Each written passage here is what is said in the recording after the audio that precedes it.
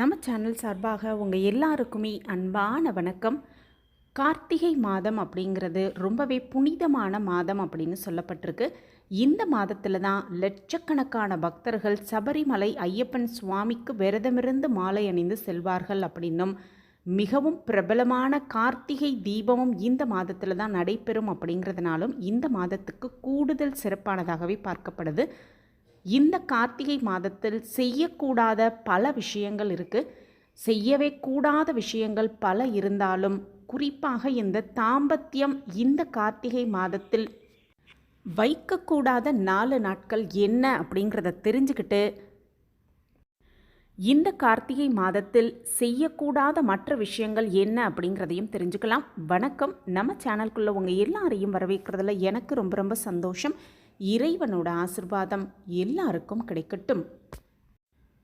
குளிர்ந்த காலநிலையில் வரும் கார்த்திகை மாதம் இறைவனுக்கு மிக மிக உகந்த மாதமாகவே சொல்லப்பட்டிருக்கு.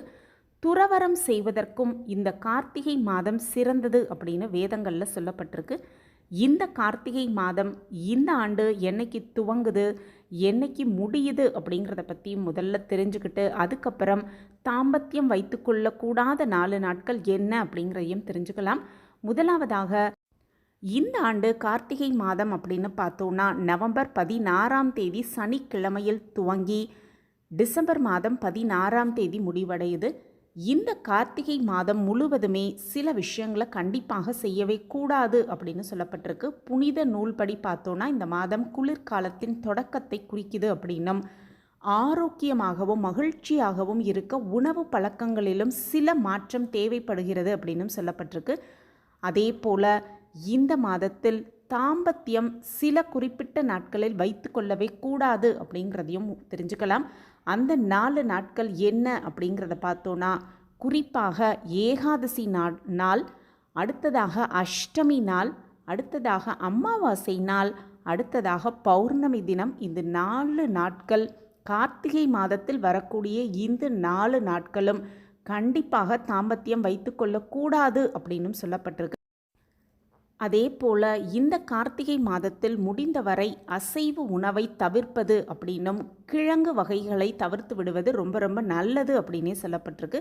அதே போல் தினசரி உணவில் இந்த கார்த்திகை மாதம் முழுவதுமே பால் சேர்த்து கொள்வது ரொம்ப ரொம்ப நல்லது. அது மட்டுமல்ல, பாலோடு வெல்லம் சேர்த்து குடிப்பது அப்படிங்கிறது உடலுக்கு தேவையான ஆற்றலை வழங்கும் ஒரு அற்புத பானமாகவே பார்க்கப்படுது.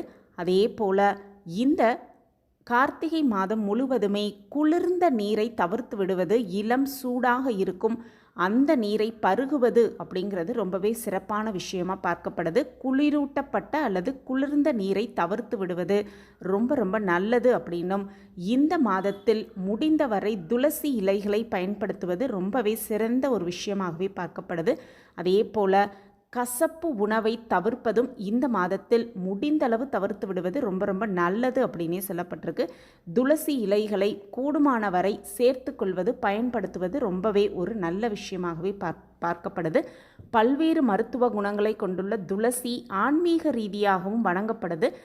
கார்த்திகை மாதத்தில் மக்கள் புனித துளசி செடியை வணங்கி அதிலிருந்து சில இலைகளை பறித்து உண்பது ரொம்பவே நல்ல விஷயமா பார்க்கப்படுது. துளசி இலைகளை சாப்பிடுவது உடலை சுத்தப்படுத்த உதவுகிறது அப்படின்னும், துளசி செடி வீட்டில் தூசு ஒவ்வாமைக்கும் சிகிச்சை அளிக்கவும் உதவுகிறது அப்படிங்கிறதுனால இந்த துளசி இலைகளை பயன்படுத்துவது ரொம்பவே சிறந்தது அப்படின்னும் சொல்லப்பட்டிருக்கு. கூடுமானவரை இந்த விஷயங்களை கார்த்திகை மாதத்தில் தவிர்த்து விட்டு மற்ற விஷயங்கள், அதாவது இறைவனை வழிபாடு செய்யும் அந்த மற்ற விஷயங்களில் நாட்டத்தை செலுத்தி இறைவன் மீது முழு ஈடுபாட்டோடு இறைவனை வணங்கி எல்லாவித நலன்களையும் பெற்று சகல சௌபாக்கியத்தோடு வளமாகவும் நலமாகவும் வாழலாம். இந்த பதிவு உங்களுக்கு பயனுள்ள பதிவாக இருக்கும் அப்படின்னு நான் நம்புகிறேன். நம்ம சேனலை நீங்கள் ரொம்ப ரொம்ப ஆதரவு கொடுத்துக்கிட்டு வரீங்க. எனக்கு ரொம்ப ரொம்ப சந்தோஷம். உங்கள் ஆதரவும் மென்மேலும் எங்களுக்கு கிடச்சிக்கிட்டே இருக்கும் அப்படிங்கிற நம்பிக்கையோட மீண்டும் ஒரு புதிய பதிவில் பார்க்கலாம். இந்த பதிவு உங்களுக்கு பிடிச்சிருந்ததுன்னா லைக் பண்ணுங்கள், ஷேர் பண்ணுங்கள், அப்படியே ஒரு கமெண்ட்டையும் போட்டுருங்க. உங்கள் கமெண்ட் தான் எங்களுக்கு மிகப்பெரிய ஒரு ஊக்கமாகவே இருக்கும். மீண்டும் ஒரு புதிய பதிவில் பார்க்கலாம். நன்றி, வணக்கம்.